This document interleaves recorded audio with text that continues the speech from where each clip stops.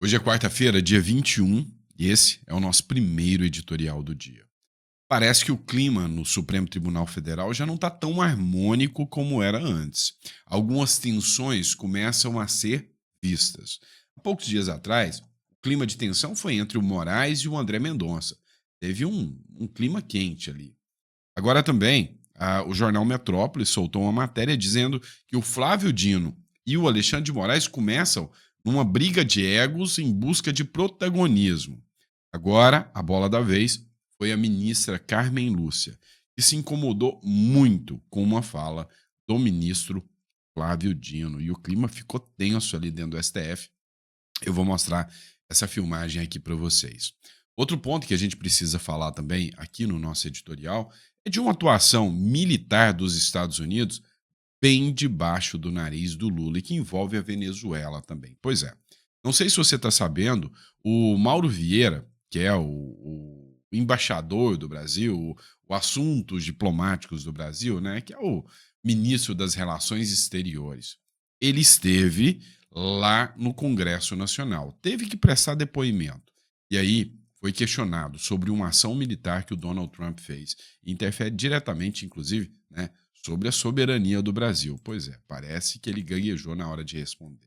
Também teve falas do ministro Alexandre de Moraes sobre o Paulo Figueiredo. Enfim, tem muita coisa importante que a gente vai debater. O Hugo Mota também está tentando dar uma desvencilhada, vamos dizer assim, de um mecanismo que eles querem aplicar dentro do Congresso Nacional. Deputados e senadores começam a virar alvos cada vez mais, tanto do Supremo Tribunal Federal, quanto também da própria base do governo, para mudar todas as regras e tirar a direita das eleições em 2026. E aqui a gente vai te explicar nos mínimos detalhes como isso está acontecendo. Então, muito obrigado pela confiança, pela credibilidade. Peço a você que se inscreva no canal, dá uma força, tá? Eu fico aqui pedindo para você, vai, não custa. Clica no botãozinho aí, se inscreve no canal, clica no sininho e aí o mais importante, compartilha isso aqui. É muita informação importante que a gente traz. Eu acho que o que está faltando muito para o brasileiro é entender um pouquinho mais de política, tá bom? Então, bora lá cumprir nossa meta. Eu sei que vocês estão comigo nessa. 2 milhões de seguidores é a nossa meta. Bora para cima. Pois bem, pessoal, o clima dentro do STF parece que já não é mais harmonioso como era antes. Parece que a coisa está ficando um pouquinho mais tensa. E eu vou dar um recado para todos os homens aqui. Jamais chamem uma mulher de mais antiga, mesmo que ela seja mais antiga. Isso não pega bem. Deixa eu mostrar para vocês o que está rolando aqui. O Flávio Dino resolveu fazer um comentário sobre a ministra Carmen Lúcia, que pela cara dela aqui já dá para você perceber que ela não gostou muito. A matéria do Pleno News acompanha aqui comigo esse trecho aqui que gerou ali um certo desconforto dentro do Supremo Tribunal Federal. Ao fim do processo, é de onde emergem os indícios. E esses indícios são muito curiosos, ministra Carmen. A senhora, que é a mais antiga dentre os presentes e, portanto, conhecedora... A antiguidade é exatamente... Na antiguidade no tribunal. Esclareço. Porque já vem de uma longa data, já acabou de dizer que era estagiário e o ministro Fux já era um jurista. Agora, o problema é dele, com a idade. Não, e ele não tenho. É homenagem. Homenagem, ministro. Olha, eu vou dizer para a senhora, quando eu fui deputado federal, eu escolhia meus interlocutores todos acima de 70 anos, porque eram mais sabidos do que eu. Então é homenagem. Então, veja, ministra Carmen. Foi elogio também? Mais sabido do que eu. Vou entrar com embargo. Não há 70 anos que eu estou aqui dentro. Não, 70 de idade, ministra. 70 de idade. Que a senhora ainda vai chegar um dia. Então... Você viu que ela não gostou nada dessa história, né? Nessa rasgação de seda de chamar ela de mais antiga.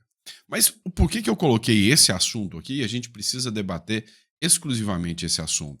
É para dar uma dica, né, para o próprio ministro do Supremo Tribunal Federal, o Flávio Dino. Eu vou contar uma história para ele que talvez ele nem conheça. Tem um influenciador chamado Monark. E na época, o governo Lula tinha um ministro chamado até Flávio Dino também. Que coincidência. E o Monark, durante uma live, ele falou o seguinte, olha, tem um ministro aí que quer censurar e calar todo mundo e chamou ele de gordola. E aí o que aconteceu? O monarca foi condenado à prisão por xingar e chamar Flávio Dino de gordola, matéria do O Antagonista. A pena é de 1 ano e 2 meses de detenção por ofensas ao ex-ministro da Justiça, feita durante uma transmissão ao vivo em 2023. Olha isso, que coisa interessante. Não sei se o ministro do STF, Flávio Dino, sabe desse caso que aconteceu com o ministro da Justiça, Flávio Dino. Mas, embora o ministro da Justiça estivesse, né, fora das recomendações médicas no quesito peso, mesmo assim, o monarca foi condenado. Inclusive, teve várias manifestações, até da própria Veja, dizendo que o Supremo dá um mau exemplo para os tribunais inferiores, porque xingar as autoridades é um direito fundamental do cidadão em qualquer democracia saudável. Parabéns, Ricardo Rangel. Democracia saudável. Por que eu estou dizendo? É porque esse mesmo ministro, agora, do STF, o Flávio Dino, que não conhece o ministro da Justiça, Flávio Dino, né, que fez o monarca ser condenado aí, ele chamou a Carmen Lúcia de antiga. Você não pode chamá-la de antiga, é uma ofensa. Vai que ela se sentiu ofendida na sua honra, pode condenar o atual ministro do STF por injúria e difamação, e ele pode pegar 1 ano e 2 meses de prisão. Mas a grande, porque eu vi que ela ficou ofendida sim, mas a grande questão aqui é que esse mesmo ministro, agora, do STF, disse que você não pode chamar o outro, né, de gordola, você não pode chamar, inclusive, político de ladrão, mesmo que ele já tenha sido embrenhado em vários escândalos de corrupção, mas pode te chamar de fascista, de extrema-direita, isso tá tudo bonitinho, isso pode. É a mais pujante democracia do Brasil. É isso. Sem contar ainda, né, que o Malafaia foi condenado por chamar um esquerdista de esquerdopata. É o Brasil. Mas bora de próxima notícia. Pessoal, é o seguinte, o chanceler, ou ministro das Relações Exteriores do Brasil, para quem não conhece, prazer, Mauro Vieira. Pois é, ele vai ter que explicar alguns pontos, ou melhor, teve que explicar alguns pontos ontem no Congresso Nacional. No Senado, o Mauro Vieira vai ter de explicar asilo à ex-primeira-dama do Peru. Pois é, não sei se você está sabendo, lá no Peru, a Lava Jato ainda funciona. E lá, um monte de político corrupto, inclusive o ex-presidente do Peru, foi condenado a 15 anos de cadeia. Acontece que a esposa dele fugiu para o Brasil. Adivinha, você, o babaca que está me assistindo o babaca que está falando, pagaram dos seus impostos um aviãozinho de luxo da FAB para ir lá no Peru, dinheiro caro, hein? Lá no Peru, pegar a corrupta, condenada esposa do ex-presidente do Peru, né? Colocar dentro do aviãozinho e trazer de volta. E aí, é lógico, o Senado quer saber o porquê que isso aconteceu. Na prática, a gente sabe. A Malu Gaspar fez um vídeo dizendo que era o próprio Lula que articulava todo esse envio de dinheiro lá para o Peru através do Palocci. Só que o Mauro Vieira aqui disse que não, que a Nadine, que é a primeira-dama do Peru, só veio para o Brasil porque ela estava com problema de coluna. E isso aí é uma questão humanitária. E aí a pergunta que eu te faço é, convenceu? Mas não foi o único assunto que o Mauro Vieira teve que explicar, não. Deixa eu te explicar. Existiu, né, uma ação militar bem debaixo do nariz da Venezuela e do Brasil. Você deve lembrar disso aqui, eu já falei dessa matéria. Os Estados Unidos, né, resgataram opositores venezuelanos que estavam asilados na Embaixada Argentina em Caracas. Explico para você. Lá, depois que o Maduro deu o golpe, e o Lula, que foi meio que fiador desse golpe do Maduro, lá na Venezuela, a Argentina falou que não reconhecia o Maduro. Então os embaixadores da Argentina foram expulsos. Os opositores do Maduro fugiram para dentro da embaixada da Argentina. O Brasil ficou responsável por cuidar dessa embaixada. Então, não tinha nenhum argentino cuidando da embaixada argentina. Era o Brasil que estava cuidando da embaixada argentina. Por quê? Porque as regras internacionais dizem que quem ficou lá dentro, e o Brasil foi um dos poucos que ficou ainda aliado ao ditador Nicolás Maduro, foi quem teve que tomar conta da embaixada da Argentina, onde estavam os refugiados, onde estavam os reféns, né, do Maduro.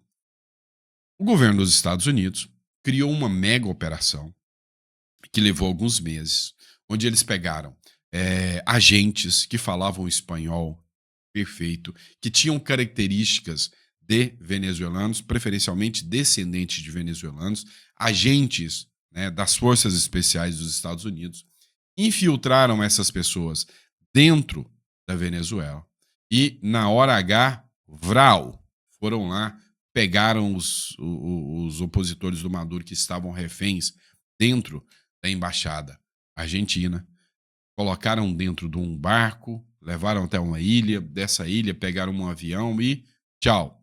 Só foi anunciado depois que eles já estavam lá nos Estados Unidos. Resumindo, aconteceu bem debaixo do bigodão do Maduro. Mas, e do Lula? O Lula foi um aliado da democracia, um aliado dos Estados Unidos em retirar esses reféns da Venezuela contra o seu amigo, o Nicolás Maduro, ou o governo Lula foi outro que teve essa operação bem debaixo do nariz sem saber de nada? O Mauro Vieira nos conta. Pois é, o Brasil não sabe como os opositores da Venezuela fugiram, diz o chanceler. Ainda bem, porque se o Brasil soubesse, ele tinha contado para o Maduro. Ainda bem que os Estados Unidos não chegou no Brasil e falou, eu vou tirar os caras de lá, se brincar, né? O Brasil mesmo vai falar, Maduro, tal dia eles estão aqui. O ministro das Relações Exteriores, Mauro Vieira, disse que o Brasil não sabe como os opositores de Nicolás Maduro, que estavam asilados na Embaixada da Argentina em Caracas, deixaram a Venezuela após a operação conduzida pelos Estados Unidos. Ou seja, a operação militar aconteceu bem debaixo do bigodinho do Maduro, bem debaixo do nariz do Lula, né? Debaixo do dedinho faltante do Lula, e foi muito bem sucedida. Sabe por quê? Porque o Brasil não sabia. Vamos lá, pessoal. Olha só, se tem uma crítica que está acontecendo em relação ao ministro Alexandre de Moraes, é exatamente o fato de que o ministro Alexandre de Moraes, que é vítima desses processos, não poderia estar julgando esses processos. Também é o juiz, mas ele atua como acusador. Pois é, isso aqui não são falas típicas de um juiz. São falas típicas de acusação, tá? É o seguinte, o ministro do Supremo Tribunal Federal, Moraes, chama neto de João Figueiredo de pseudo-jornalista. Figueiredo foi denunciado porque, segundo as informações da Polícia Federal e do Supremo Tribunal Federal, ele incitava as Forças Armadas no seu programa, na Jovem Pan, a tomar uma atitude, a tomar uma medida. Ele pressionava as Forças Armadas, falava, vocês vão ter que tomar alguma medida, vocês não podem ser frouxos, vocês têm que agir. Essa é a acusação que é feita contra o Paulo Figueiredo dentro desse processo.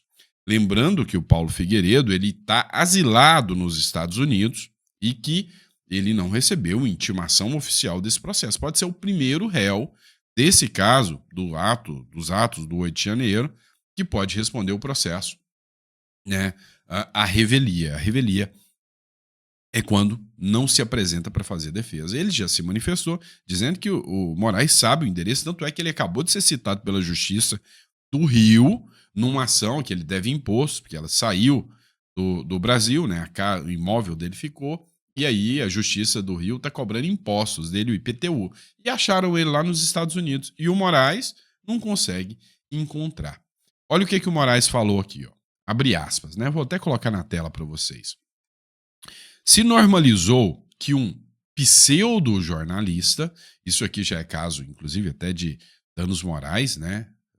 Você atacar a honra da profissão da pessoa, pudesse atacar generais, comandantes de região, jogando parte da população contra eles, dizendo que eles deveriam ser atacados por eles serem contrários por uma ação mais contundente das Forças Armadas.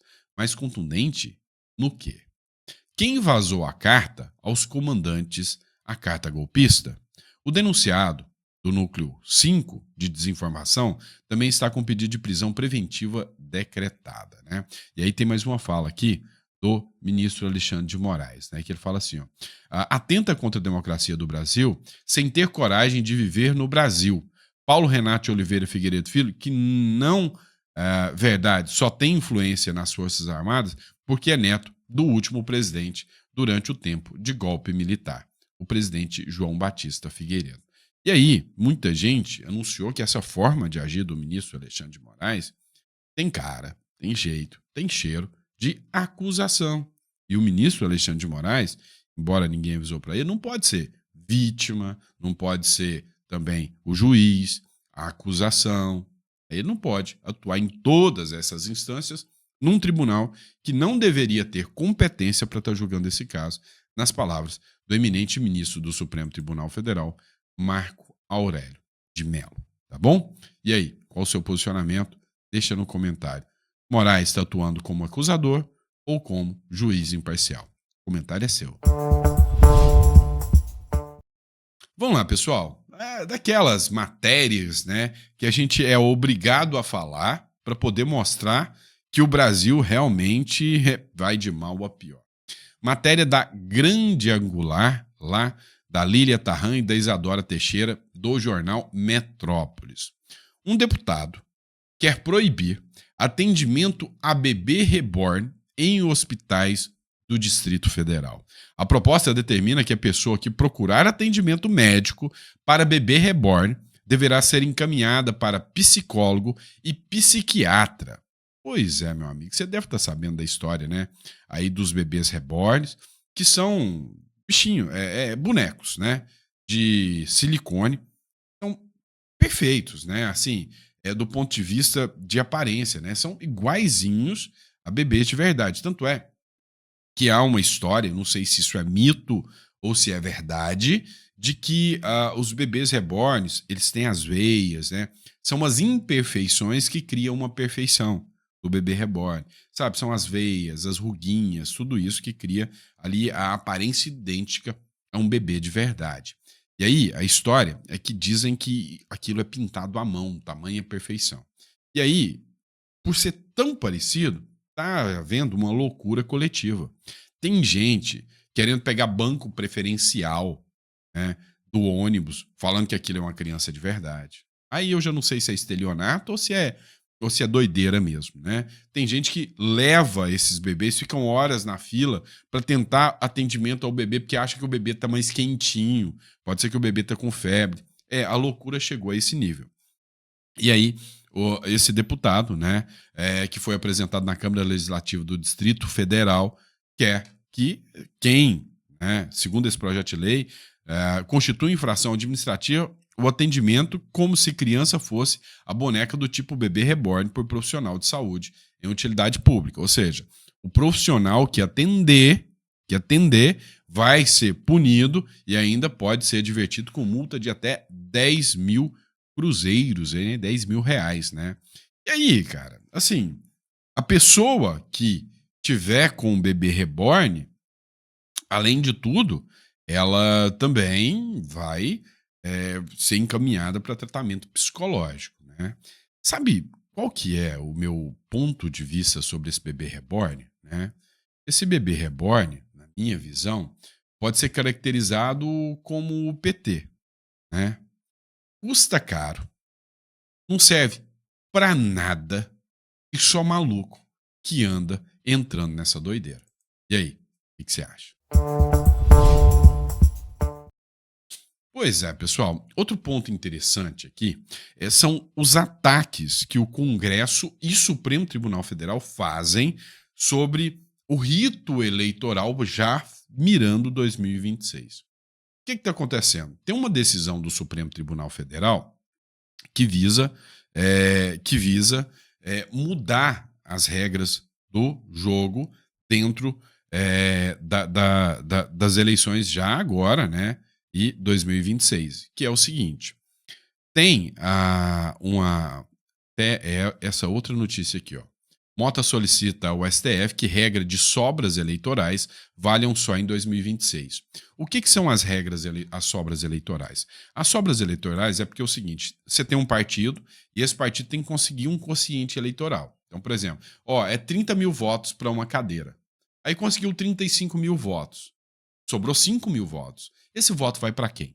Tá? E aí tinha uma decisão. O STF decidiu que não, que os votos que iam para uma turma, né, para deputados da mesma sigla, agora não vão para a mesma sigla, tem que ir, né, espalhar entre todos que concorreram à eleição. Resultado disso, um monte de deputado vai ser expulso, entre eles a Silvia Wanhampi e muitos outros. A maioria de direita, são 6 deputados que serão afetados, de direita que serão expulsos, né? Perderão seus mandatos.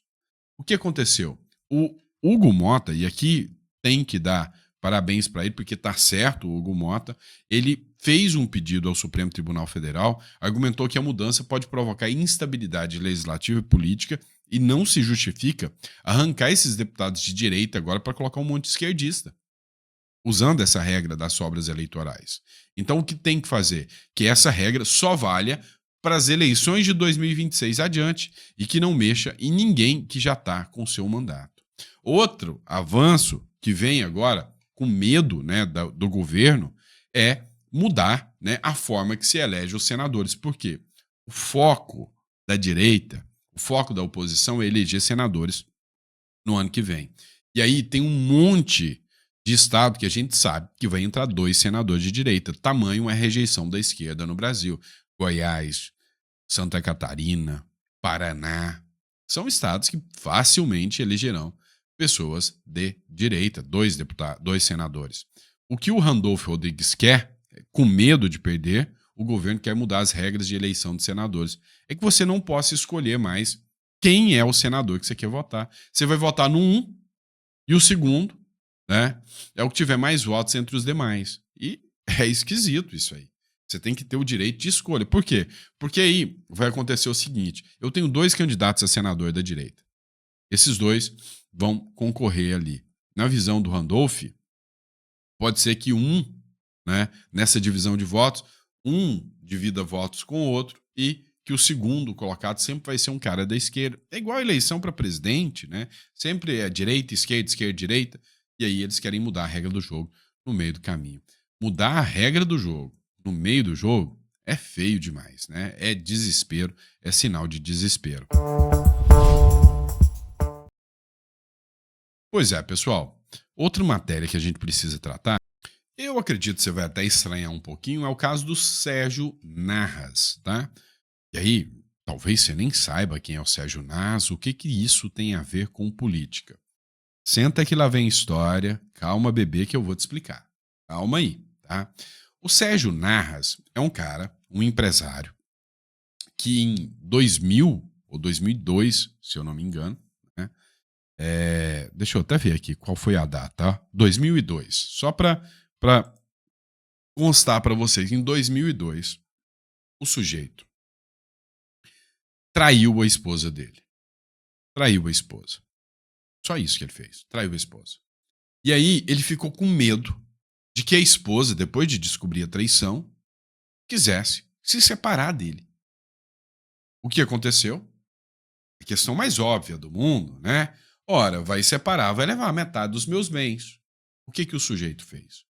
O que o crime insiste? Foi lá, atirou contra a esposa. Simulou todo a queima-roupa, de forma covarde.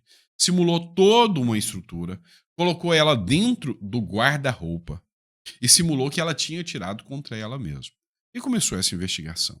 De 2002 para cá, já se passaram, 23 anos, não é? Estamos em 2025. 23 anos depois, o Supremo Tribunal Federal resolve se debruçar sobre esse caso. E vem a condenação de 8 anos de prisão pela morte da esposa em 2002. Você sabe de um detalhe assim, pequeno, mas bem pequeno, que desde 2002 o Sérgio Narras aguarda o processo em liberdade, livre, leve e solto. Mas, Sandro, isso está parecendo mais uma matéria de notícias policiais. O que isso tem a ver com política? Tudo que tem a ver com o STF hoje, para mim, é política. Tá? Porque hoje eu entendo o STF como um tribunal. Não são falas minhas. São falas do José Sarney, um tribunal que se embrenha na política. Tá? Mas por que eu quis trazer isso aqui? Para explicar para você uma coisa, na nova realidade paralela da democracia relativa do Brasil. Entre você vestir uma camisa amarela, ir para uma manifestação porque você acredita que sujeitos estão destruindo a sua nação e por causa disso você vai fazer uma manifestação, pegar um batom e fazer algo que é errado, escrever, né, um batom numa estátua, ou matar alguém, o recado que a justiça brasileira passa é: mate o seu companheiro, mate a sua esposa, que você vai ser menos punido do que se você se manifestar contra o sistema. Matéria do G1, por maioria, STF condena Débora Rodrigues, que pichou a estátua no 8 de janeiro, a 14 anos de prisão. Ficou presa durante 2 anos preventivamente, só saiu depois de uma pressão popular muito grande e agora já se estuda mandar ela de volta para prisão. A minha pergunta é, agora, você que é de esquerda, você que é de direita, vai me responder. Quem é uma pessoa mais deplorável? A Débora ou o Sérgio Narras, que matou a esposa para não dividir patrimônio com ela? Aí vai depender muito do seu caráter, o que você vai responder. Vamos lá, pessoal. A gente tem que falar de medidas boas, projetos bons. Você deve conhecer o Rodrigo Amorim. Se não conhece, ele é deputado estadual do Rio de Janeiro, né? Conservador e defensor da direita. Olha só isso aqui. Você acha justo, você acha moral o cara fazer um show da Lady Gaga, da Madonna ou de quem quer que seja e te dar um show grátis, de grátis, que você paga o triplo com seus impostos, né? Então, o trabalhador do Rio de Janeiro que trabalha o dia inteiro, rala o dia inteiro, não tem tempo para ir num show da Lady Gaga, num show da Madonna, ele que paga os impostos, o cara vai lá e pega não sei quantos milhões desses impostos e faz um show. Show que desocupados do Brasil inteiro saem para ir assistir. E detalhe, os desocupados saem para ir lá assistir esse show. E aí, dentro ali, da ala ali, do show, pertinho da grande artista, tem uma área VIP, bancado com dinheiro público, onde os figurões, amigos dos políticos estão nessa área VIP com cachaça, com bebida, com comida à vontade, bancados pelo dinheiro dos otários pagadores de impostos dessa república de bananas aqui. Você acha justo, além de fazer um show que você nem gosta e vai ter que pagar, você pagar uma área VIP para que o princípio da igualdade seja abusado? Não é justo, não é lícito. E aí que o projeto do Rodrigo Amorim é uma necessidade pública. Fim da área VIP. Deputado quer proibir acesso privilegiado em eventos pagos com dinheiro do contribuinte. Aliado do ex-presidente Jair Bolsonaro, o deputado estadual Rodrigo Amorim apresentou à ALERJ, que é a Assembleia Legislativa do Rio de Janeiro, um projeto de lei que proíbe a instalação de áreas VIPs em eventos financiados com recursos públicos no Estado. O texto foi protocolado na última semana e começa a ser analisado pelas comissões da Casa. Difícil até de ser aprovado, infelizmente, porque o Brasil é esta república tupiniquim aqui. Agora eu pergunto a vocês, esse é o posicionamento, esse é um projeto que, por óbvio, vem de forma inteligentemente da direita.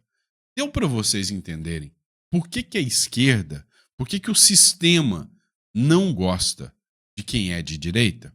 Deu para você entender? É simples, o resumo é esse. Última matéria, pessoal.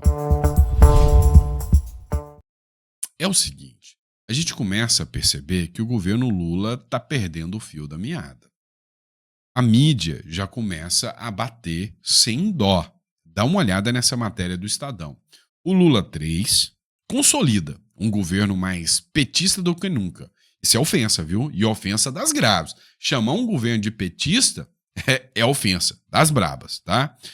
Incapaz de dividir poder e preso a crença na hegemonia do seu partido, sacrificando a governabilidade. Falou um monte de coisa difícil aqui e tal. Resumindo, o governo Lula já está acabando. Não consegue governar, não consegue dialogar mais com o Congresso Nacional. O Centrão está moendo o governo Lula. Ou seja, o governo Lula começa a implodir aos poucos. E até a grande mídia já está reconhecendo isso. Ontem, eu coloquei uma matéria para vocês aqui, da Daniela Lima, onde a Daniela Lima simplesmente tratorou o governo Lula, mas falou poucas e boas do governo Lula, dizendo, olha, colocar o Boulos no governo mostra que o governo Lula já acabou, mostra que não sobrou mais nada para o governo Lula, que já não tem mais o que fazer. Entendeu? Então, assim, resumindo, hoje, quem ainda está no barco lulopetista, quem ainda está abraçando essa ideia lulopetista, apostando nesse governo, das duas uma.